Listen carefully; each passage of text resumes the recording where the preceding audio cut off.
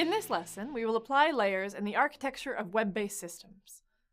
Previously, we defined a layer as a collection of components that work together toward a common purpose. We use layers to identify hierarchies in the system, and to restrict how layers interact with each other.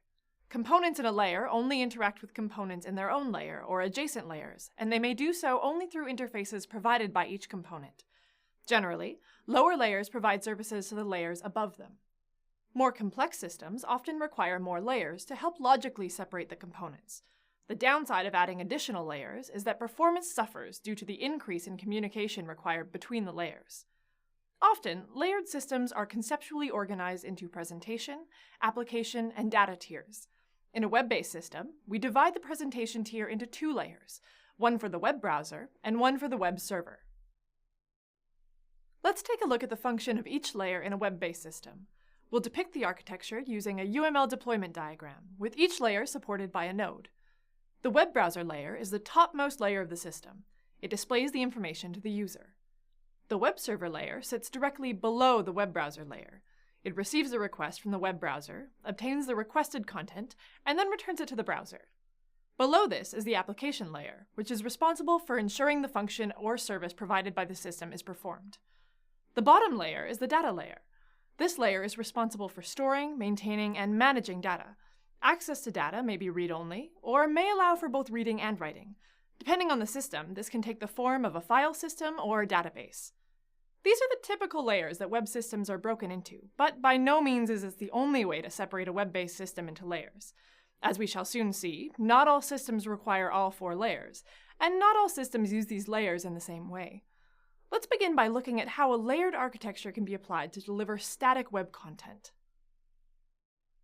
To present a static web page, a layered architecture requires a web browser layer, web server layer, and a data layer.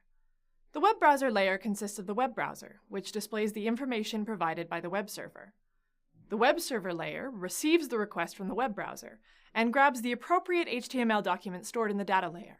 After it has access, it returns the requested content to the browser. The data layer consists of static HTML documents that will be delivered back to the web browser unchanged by the web server. Since the HTML documents do not change, the file system can be read-only.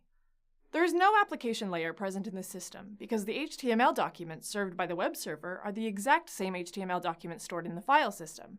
No processing is necessary. How could a layered architecture be applied to delivering dynamic web content? Let's take a look. To present a dynamic web page, a layered architecture requires a web browser layer, web server layer, application layer, and data layer. The web browser and web server presentation perform in the same way as with static content. Unlike a static web page, however, HTML documents are generated when they are requested by a web browser. The web server passes on the request to an application server in the application layer for processing. For dynamic web pages, the application layer may consist of one or more programs or applications that process the request to generate the resulting content. The application layer may also call upon other web services and read and write data to a database via the data layer. This layering scheme also applies to architectures for complex web applications. As an alternative view of the architecture, we can use a UML component diagram and think of the design of a web-based system as a collection of services and service requester-provider pairings. For example, the database provides data services, and the application server is a service requester to the database. The application server runs programs that may access a variety of web services provided outside the system. Those web services may themselves access other services. In this lesson, we have reviewed layered architectural style and learned how to apply it to deliver both static and dynamic web content. Web-based systems that present static content can be mapped to a data layer and 2 presentation layers. Web-based systems that present dynamic content require an application layer in between the data layer and the web server layer to generate custom HTML documents when requested. Dynamic web systems may run programs in the application layer and call upon web services.